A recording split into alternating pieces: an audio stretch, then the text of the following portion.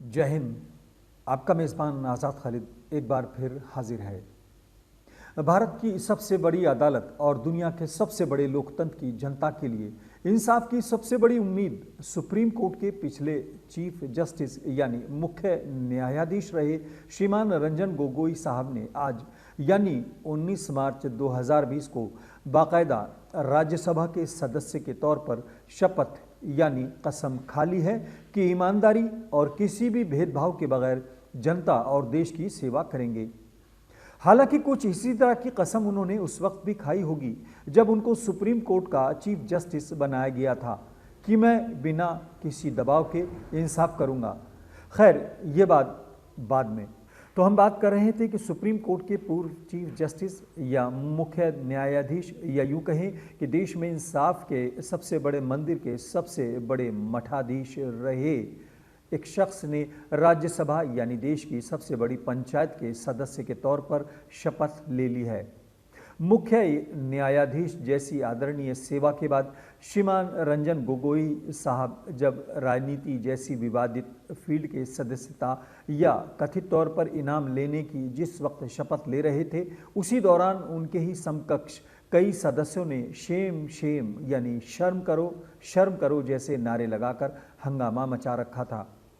हम Shem Shem करने वालों के नारों से सहमत नहीं हैं, क्योंकि राज्यसभा हो या लोकसभा, संसद तक पहुंचने के लिए नेता या कोई भी बड़े से बड़ा शख्स भी ये जानता है कि 130 करोड़ की आबादी वाले देश के कुछ हजार लोगों में शामिल होने के लिए क्या क्या पापड़ नहीं बेलने पड़ते हैं।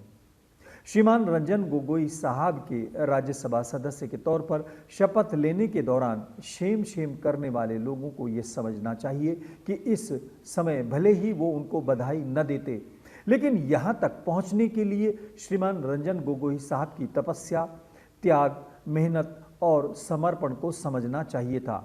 शेम शेम करने वाले लोगों से हम ये पूछना चाहते हैं कि ये वो तो जानते ही होंगे कि कोई भी छोटे से छोटा पद पाने के लिए कितनी कुर्बानी देनी पड़ती है।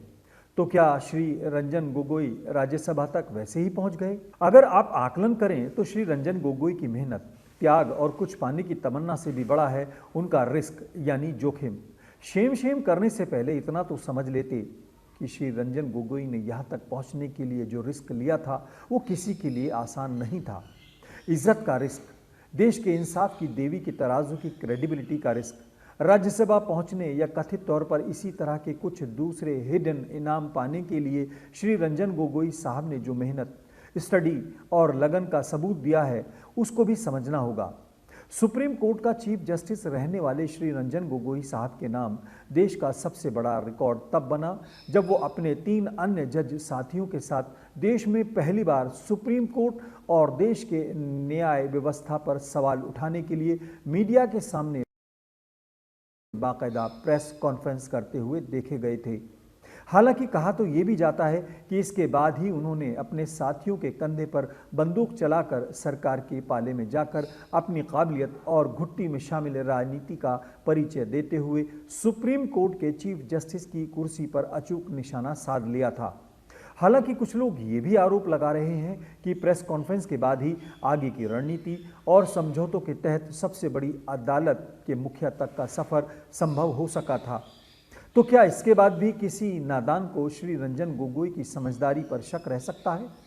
इसके अलावा चाहे मामला राफेल जैसे हजारों करोड़ के कथित घोटाले का हो या फिर सीबीआई के 2 डायरेक्टरों का एक दूसरे पर करोड़ों की रिश्वत लेने के आरोपों का मामला, या फिर बाबरी मस्जिद को बनाने के लिए किसी भी मंदिर को न तोड़े जाने के सबूत, पहली बार मस्जिद में मूर्तियां रखने का आपराधिक मामला, या फिर 1992 में अदालत के आदेशों को रौंदते हुए सैकड़ों साल पुरानी मस्जिद को तोड़ने का आपराधिक व कंटेम्प्ट ऑफ कोर्ट के मामले के बावजूद ये कहना कि मस्जिद बनानी है तो 5 एकड़ जमीन लो और कहीं और जाकर बनाओ। राज्यसभा में श्री रंजन गोगोई साहब की शपथ के दौरान शेम शेम करने वालों इतना तो सोच लेते कि इंसाफ के सबसे बड़े मंदिर के मुखिया के आसन पर बैठकर इतना बड़ा फैसला सुनाने की हिम्मत क्या हर कोई जुटा सकता है? शेम शेम करने वालों, हमको आपसे शिकायत है कि एक इंसान की खुशी को किरकिरा करने के लिए शेम शेम करने से पहले क्या आपने सोचा कि श्री रंजन गोगोई ने इस फैसले को अंतिम रूप देने से पहले किस किस तरह के समझौते और दबाव का सामना नहीं किया होगा? किसी का विरोध करना और उसके ऊपर उंगली उठाना बहुत आसान है। राज्यसभा के सदस्य के तौर पर शपथ लेने के दौरान शेम शेम यानी शर्म करो का नारा लगाकर आपने राज्यसभा के इतिहास में उस काले अध्याय को जोड़ दिया है कि जब आपने ये तक नहीं सोचा कि सुप्रीम कोर्ट के चीफ जस्टिस के पद पर बैठे एक शख्स के विरुद्ध एक महिला ने वही आरोप लगाए जिसके लिए खुद सुप्रीम कोर्ट कहता है कि पहले एफआईआर दर्ज करो, गिरफ्तारी करो और महिला को इंसाफ दो, जांच करते रहें और जांच के बाद दूध का दूध और पानी का पानी करना चाहिए। तो क्या आपको शेम शेम करने से पहले ये ख्याल आया कि कितने दबावों, कुर्बानियों और समझौतों के बाद कोई यहाँ तक पहुँचा है? राज्यसभा के सदस्य के तौर पर शपथ के दौरान श्रीमान रंजन गोगोई साहब के खिलाफ शेम शेम यानी शर्म करो जैसे घटिया नारे लगाने वालों, क्या आपने कभी सोचा कि राफेल जैसा मामला हो या फिर कोई ऐसा मामला है जैसे फैसलों को लेने के लिए श्रीमान रंजन गोगोई साहब ने कानून की मोटी मोटी न जाने कितनी किताबें न जाने कितनी बार पढ़ी होंगी? और फिर सबसे बड़ी बात तो ये कि भले ही मेहनत कितनी ही हो, कुर्बानी कितनी भी हो, लेकिन सबसे बड़ा सवाल तो है रिस्क का यानी जोखिम का। क्या आंखों पर पट्टी बांधे इंसाफ की देवी की तराजू पर, देश की सबसे बड़ी अदालत के मुखिया पर क्या देश की, दुनिया की, जनता की, मीडिया की नज़र नहीं रहती? जबकि एक ही फैसले से पूरी दुनिया में देश की और हमारे इंसाफ के तराजू की थू थू हो सकती है। इस सब को जानते हुए श्रीमान रंजन गोगोई साहब ने कई फैसलों के दौरान कथित तौर पर जितना रिस्क लिया है, क्या आपने कभी उसके बारे में सोचा है? ये हिम्मत सबके अंदर नहीं होती जनाब। किसी दूसरे पर उंगली उठाना बेहद आसान है। वैसे भी श्रीमान रंजन गोगोई एक बड़ा नाम है। उनके पिता खुद एक बड़े राजनीतिज्ञ थे। राजनीति उनकी घुट्टी में शामिल है। राज्यसभा जैसा पद उनके लिए कोई बड़ी बात नहीं है। हो सकता है कि अब कुछ लोग ये भी कहने लगे कि राज्यसभा के अलावा भी उनको कई तरह के इनाम दिए गए हैं। तो साहब, इस तरह की बातों से परहेज करना चाहिए। बस इतना याद रखना चाहिए कि श्रीमान रंजन गोगोई ने जो बात खुद कही थी कि रिटायरमेंट के बाद सरकार से मिलने वाले पद किसी के भी कार्यकाल के फैसलों पर शक पैदा करते हैं, और इसके अलावा स्वर्गीय अरुण जेटली साहब ने ये कहा था कि रिटायरमेंट के बाद मिलने वाले पद कई तरह के सवाल खड़े करते हैं। Is a very serious temptation, and therefore kindly review that unless it's absolutely essential, either some of these tribunals must be subsumed into the judicial setup, pay the judges who have retired and retired judges a pension equal to their last drawn pay, because the danger is greater. The desire of a post-retirement job influences pre-retirement judgments. It's a threat to the independence of judiciary. And once it influences pre-retirement judgments, it adversely impacts on the functioning of our judiciary itself. लेकिन इस सब के बावजूद श्रीमान रंजन गोगोई साहब के शपथ ग्रहण के दौरान शर्म करो जैसे नारे राज्यसभा में गूंजना बेहद गंभीर मामला है।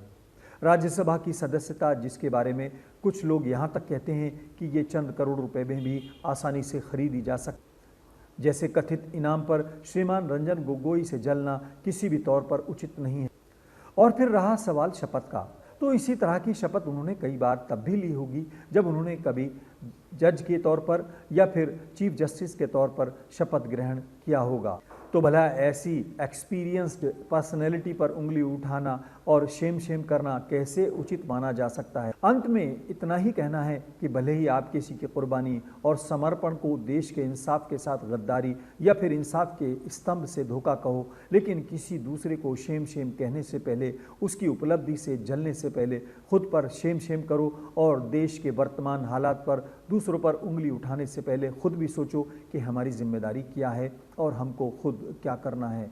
और हाँ, कीचड़ हमेशा दूसरों पर उछालने के लिए ही नहीं होती, बल्कि कभी कभी उसमें फूल भी खिल सकते हैं, और देश को एक बेहद लुभावना सबका साथ, सबका विकास और सबका विश्वास जैसा नारा दिया जा सकता है। फिलहाल अपने मेज़बान आज़ाद खालिद को इजाज़त दें। जय हिंद।